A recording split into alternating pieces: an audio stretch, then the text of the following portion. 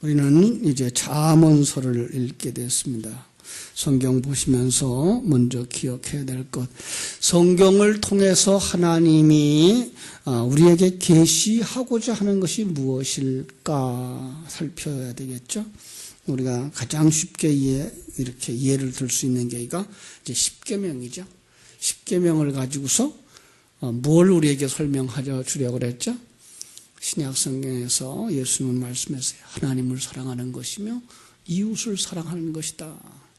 그것을 이제 복음서에 와서는 사랑이라고 하는 그 단어 속에다가 세상 사람들이 알고 있는 그냥 그 잘해주는 것, 관심 가지고 있는 것, 선대하는 것, 이 정도가 아니라 하나님을 아는 것이 바로 하나님을 사랑하는 것, 그렇게 했어요.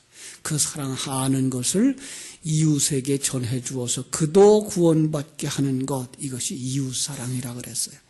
바로 이런 거죠. 그러면서 요한복음 20장 30절로 31절은 이렇게 말하죠.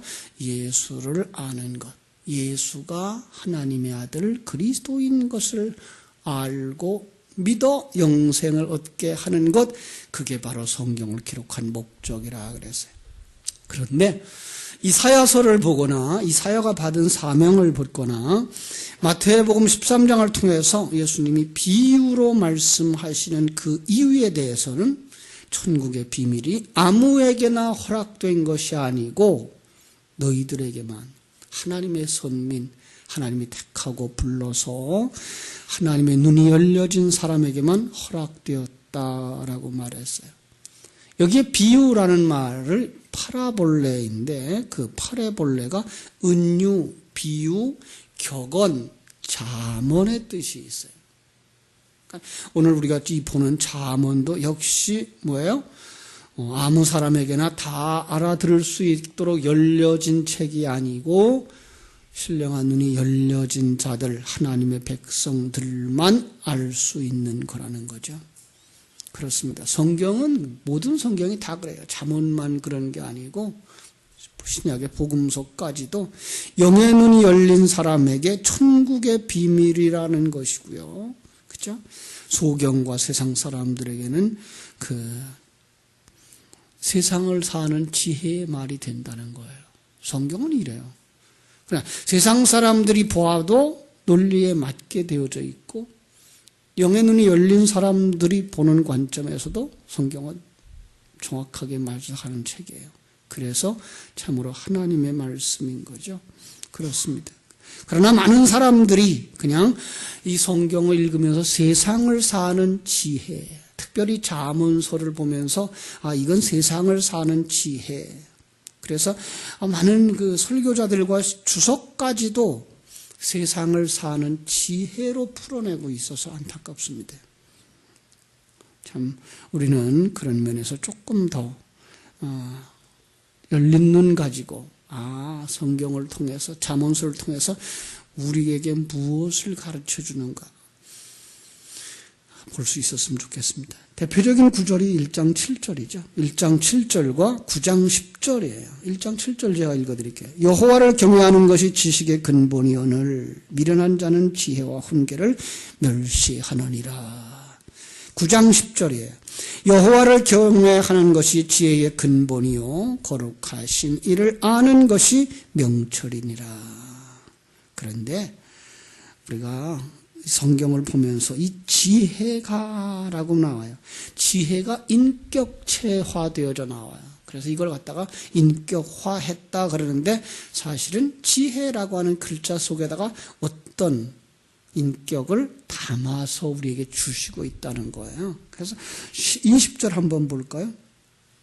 1장 20절. 지혜가 길거리에서 부르며 광장에서 소리를 높이며 시끄러운 길목에서 소리를 지르며, 그죠? 지혜가. 자, 그래서 참으로 하나님을 경외함을 계시하고요. 지혜 속에서, 지혜를 통해서. 그것은 바로, 그것을 아는 자가 구별된 자라고 말하는 거예요.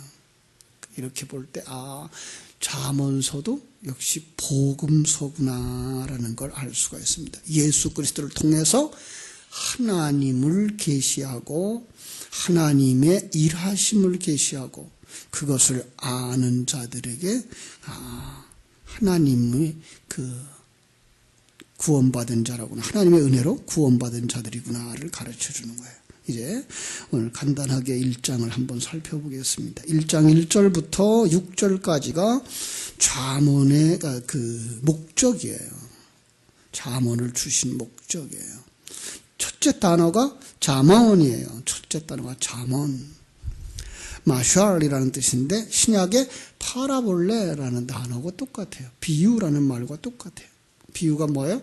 영의 눈이 열린 사람에게는 천국의 비밀을 가르쳐주는 것이고, 영의 눈이 안 열린 사람들에게는 세상을 사는 지혜로밖에 볼 수밖에 없는 그런 내용, 이런 의미예요. 그렇습니다. 다윗의 아들 솔로몬의 잠언이라. 다윗의 아들 솔로몬 평화, 화평의 복음이에요. 화평의 복음. 2절에 그렇게 말하죠. 이는 지혜와 훈계를 알게 하며 명철의 말씀을 깨닫게 한다. 지혜와 훈계, 여기 훈계가 훈련이라는 뜻도 있고 멍에라는 뜻도 있어요. 예수의 십자가를 알게 하며 명철의 말씀을 깨닫는다. 말씀이신 하나님이 가르침을 깨닫게 한다라고 보시면 되고요. 3절, 그래서 뭐라 그래요? 첫 단어가 훈계예요. 역시 뭐라 그랬죠? 훈련, 멍에, 십자가 이런 거라 그러죠. 그 훈련 받아들이다. 어떤 정직, 의, 공평, 정직하게 행할 일, 그죠? 정직이라고 말할 때는 무엇과 대조를 이루죠? 거짓. 그죠? 그럼 거짓이 뭐야? 거짓 선지자. 율법만 가르치고 율법적으로 성경을 보는 자, 거짓 선지자. 그죠? 그래가 정직이면 그럼 뭐예요? 율법이 아니라 하나님의 은혜. 하나님의 은혜를 알게 하는 것, 이게 뭐예요? 그게가 정직하게 행하는 거예요. 여기 의라고 하는 것도 역시 뭐예요? 불의와 대조를 이루는 말이고요. 공평도 불공평과 대조를. 이러한 안목을 가지고서 뭘 우리에게 가르쳐줘요?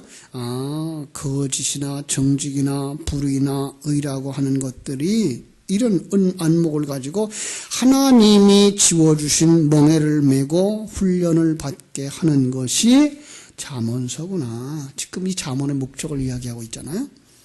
그래서 4절 주다예요. 첫 단어가 뭘 줘요? 어리석은 자에게. 어리석은 자는 어떤 사람이 어리석은 자죠? 지혜가 없는 자. 그죠? 그런데 성경에서 다 구원받지 못한 자를 항상 어리석은. 그래서 마태복음 25장에도 지혜로운 처녀와 미련한 처녀 나올 때에 그들을 어리석다라고 말하죠. 믿음이 없고 하나님의 생명이 없는 자들, 그들을 지혜롭게 하며예요. 우리가 본래는 어떤 사람이었다고요? 어리석은 자들이었다고요. 하나님의 생명이 없는 자들이었다고요. 그들에게 지혜를 주는 거예요. 그죠? 그를 지혜롭게 하는 거예요. 젊은 자에게, 신앙이 어른 사람이지 이제 지식과 근신함을 주어서 계속해서 더해지는 것, 성령이죠. 성령을 계속 부어서 그들을 깨어있게 하려고, 성장시키려고 5절 설명을 합니다. 지혜 있는 자는 듣고 학식이 더할 것이요 명철 있는 자는 지략을 얻을 것이라. 마태복음 4장 25절과 연결시켜 보세요. 마태복음 4장 25절. 있는 자는 더 받을 것이요 없는 자는 있는 것까지 빼앗기리라. 그 말씀이에요. 이거 지혜의 말씀이고 성령인 거죠. 그렇습니다. 깨달으라. 6절 깨달으라. 첫 단어가 깨달으라. 분별하라예요. 분별하라. 잠언, 비유, 오묘한 말씀, 지혜 이런 말씀을 분별해야 되는 거예요. 자, 이제 그 내용 봅니다. 7절부터 그 내용을 볼 수가 있어요. 여호와를 경외하는 것이 지식의 근본이오늘. 지식, 가장 중요한 것, 그 지식에 담긴 것, 이게 뭐예요? 여호와를 경외하는 것, 이렇게 볼 수 있어요. 경외라는 것이 두려워하는 거예요. 공포의 대상이기도 하고 신앙의 대상이기도 한 거예요. 그러나 참으로 하나님의 백성들은 어떻게 오겠어요? 분명히 신앙의 대상으로 하나님이 얼마나 크신 분인지 발견하게 되니까 그를 예배할 수 있는 것이죠. 그리고 그분이 뭐예요? 나와 함께 하시는 내 아버지라고 하는 사실을 깨달아 할 때 그 세상 사람들은 하나님에 대해 들을 때 두려워하지만 우리는 그 앞에 뭐예요? 사랑으로 다가오시는 하나님을 경외할 수밖에 없는 거죠. 그래서 그런데 불구하고 미련한 자는 어떻게 돼요? 미련한 자는 지혜와 훈계를 멸시하느니라. 예. 하나님에 의한 생명, 하나님에 의한 삶을 가볍게 여긴다는 거죠. 8절 내 아들아 내 어미의 훈계를 들으며 내 아비의 훈계를 들으며 내 어미의 법을 떠나지 말라. 자, 여기 내 아들아, 여기도 역시 첫 단어는 들으라예요. 들으라. 아비의 훈계. 아비가 누굴까요? 하나님이에요. 하나님의 훈계를 들으라.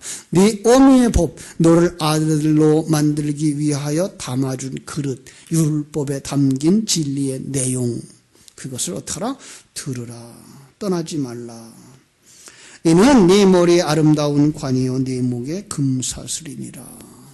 네 머리에 아름다운 관이요 무슨 뜻일까요? 지혜를 받았으며 훈련을 받아 그 삶을 사는 자에게 주어질 약속. 네 머리 예수 그리스도죠. 예수 그리스도에게 너희가 바로 관이 된다. 면류관이 된다. 그러죠. 그러니까 면류관이 뭐라 그랬죠? 그들과 하나 되는, 그와 하나 되어지는 것. 월계수 잎사귀가 한 줄기에 옆 잎이 다 달라붙어 있는 것처럼 우리는 바로 거기에 속한 자. 그 그림을 또다시 신약에 와서는 포도송이 이렇게 하죠. 그죠? 포도송이에 달라붙어 있는 우리들, 포도나무에 붙어 있는 우리들. 이것이 바로 면류관의 의미고 또 포도송이의 의미인 거예요. 그에게 뭘 줘요? 목에 금사슬, 명예와 권세와 위엄을 상징하는 거예요. 자, 이것이 바로 하나님이 우리에게 주신 목적이고 우리에게 역사하시는 거죠. 자, 간단하게 보겠습니다. 10절부터 19절까지 악한 자를 멀리하라예요. 10절부터 19절. 악한 자, 사단, 세상, 우리의 육신의 정욕, 그것이 너를 꿰일지라도 쫓아가지 마라. 시편 1편과 상통하죠. 복 있는 사람은 악인의 꾀를 좇지 아니하며 죄인의 길에 서지 아니하며 오만한 자의 자리에 앉지 아니하는 거다. 그러니까 악을 멀리하라. 그렇죠? 사단은 다가와서 우리에게 부귀영화, 세속적 쾌락과 안식을 통해서 우리를 넘어지게 만든다고요. 그냥 사단의 역사 그러면 안 좋은 일들만 일어나게 하는 것 이렇게 생각하는데 실상은 세상 사람들의 눈으로 볼 때는 굉장히 좋은 것들이라고요. 가끔 그런 얘기들 해요. 예수 믿어서 이 나라가 이렇게 부흥했다고. 여러분, 가난할 때의 신앙이 좋았을까요? 부유할 때의 신앙이 좋을까요? 가난할 때가 더 좋아요. 그러면 그 가난 속에 우리가 예수를 믿으니까 사단이 거기를 부하게 할 수도 있어요. 그래서 신앙생활 못하게 할 수도 있어요. 평안하게 하는 것, 그거 신앙생활 잘하게 하는 게 아니라 오히려 넘어지게 만드는 사단에 옮을 수 있다고요. 우리는 정말 그런 부분에서 너무 약해요. 넘어지게 되는데 15절 뭐라고 말하죠? 내 아들아 그들과 함께 길에 다니지 마라. 어떤 길일까요? 넓은 길이죠. 그죠? 네 발을 금하면 그 길을 밟지 마라. 밟았다 하면 미끄러지듯이 빨려 들어가니까. 성경 속에는 항상 길이 그러면 두 길이 있어요. 하나는 넓은 길, 하나는 좁은 길. 그죠? 좁은 길은 누구예요? 예수 그리스도. 넓은 길은요, 나 중심의 사람들이 가는 길. 그들을 따라 행하면 18절 자기의 생명을 해한다. 자기의 생명을 잃게 된다. 그들을 따라가지 마라. 20절부터 33절 지혜의 그 부르심 거기에 응답하라. 지혜의 부르심 하나님의 부르심이죠. 성자 하나님의 사역이죠. 그걸 이 시간과 공간 세계의 언어와 단어로 담아서 묘사하는 거예요. 잘 보세요. 그래서 20절부터 뭐라요? 길거리에서 부르며 광장에서 또 길목에서 성문 어귀에서 성중에서 선포합니다. 뭐라고 선포합니까? 22절. 너희 어리석은 자들아, 너희 어리석은 자들은 어리석음을 좋아하며 거만한 자들은 거만을 기뻐하며 미련한 자들은 지식을 미워하니 어느 때까지 하겠느냐? 나의 책망을 듣고 돌이키라. 회개하라. 보라, 내가 나의 영을 너희에게 부어주며 내 말을 너희에게 보이리라. 내가 불렀으나 너희가 듣기 싫어하였고 내가 손을 폈으나 돌아보는 자가 없었고 도리어 나의 모든 교훈을 멸시하며 나의 책망을 받지 아니하였은즉 너희가 재앙을 만날 때에 내가 웃을 것이며 너희에게 두려움이 임할 때에 내가 비웃으리라. 주님이 이 세상 곳곳에서 역사 시간 내내 말씀을 전하는 거죠. 돌아오라고. 그런데 귀가 열렸어야 돌아오고 듣고 생명이 있어야 걸어 나오죠. 죽어 있는 자들인걸요. 안타까운 거죠. 참으로 그 소리를 누구만 듣는다?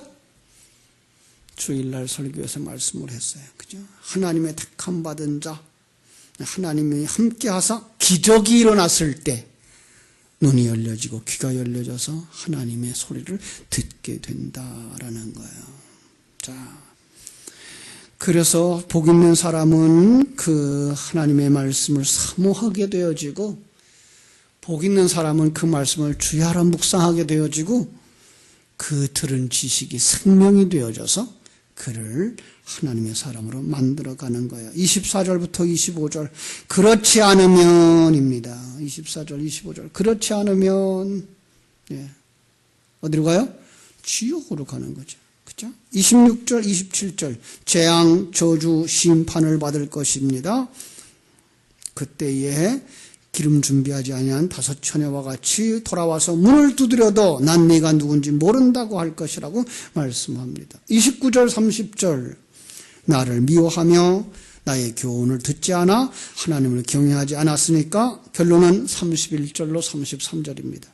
31절로 33절 31절로 32절은 회개하지 아니하고 하나님 앞에 오지 아니한 자 사단에게 먹힌 자며 사단의 사상을 따르는 자며 어리석은 자는 퇴보라는 말이 있는데 딴 데로 향하여 가는 행위 배교 이런 뜻입니다.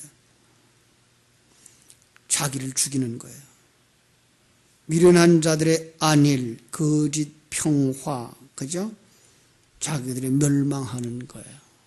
그러나 반전이 있어요. 33절 오직 내 말을 듣는 자는 평안히 살며 재앙의 두려움이 없이 안전하리라. 듣는 자는 나를 듣는 자는 내 말을 누구예요? 아버지예요. 아부예요. 이거는 원어가 아부예요. 하나님이에요. 아버지의 말씀을 듣는 자는 서는 거예요. 서는 것. 안전하게 확실하게 담대하게 서는 것 이제 그 세상에서 일어서는 것 구별되는 것 그래서 신약 성경에서는 안진뱅이를 잡아 일으키는 것 이게 바로 구원의 상징이에요. 그냥 병자 고치는 정도가 아니라 안진뱅이는 땅에 붙어 있어서 땅에 속한 자 그게 상징이거든요. 땅에 속한 자를 예수님이 손잡아 일으키는 거죠. 사도들이 손잡아 일으키는 거죠. 그죠? 반석 위에 세우는 거죠. 재앙의 두려움이 없이 뭐예요? 심판과 멸망과 지옥의 두려움이 없어요. 안전 이건 뭐예요? 화평이죠. 하나님과 하나 된다라는 거예요. 사랑하는 성도 여러분 그 하나님이 여러분을 찾아오시고 여러분 속에 진리와 생명으로 오셔서 여러분의 귀를 열어주시고 눈을 열어주시고 길을 가르쳐 주셔서 인도하실 때 기쁨과 감사함으로 그 길을 달려가는 하나님의 생명을 가진 자들 임마누엘의 축복을 누리는 자들이 되시기를 주님의 이름으로 축원합니다. 기도하겠습니다. 하나님 우리 아버지 이제 오늘부터 우리가 잠언서를 읽게 됐습니다. 잠언서 속에 담겨진 하나님의 비유, 하나님의 잠언 그 속에서 눈이 열린 자들만 천국의 비밀을 본다 그랬습니다. 저희들이 이 하늘나라의 비밀을 보는 은혜를 누리게 하여 주시옵소서.